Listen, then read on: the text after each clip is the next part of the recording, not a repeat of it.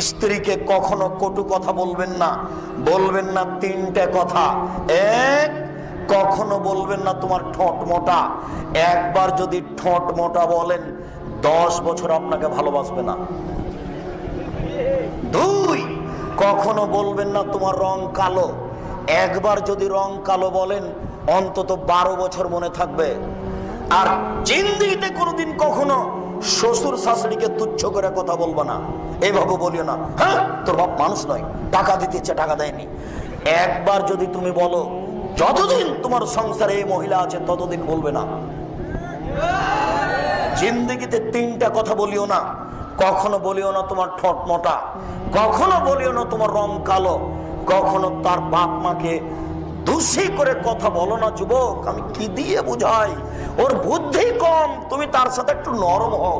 ওর বুদ্ধি কম, আল্লাহর নবী বলছেন তুমি তার সাথে একটু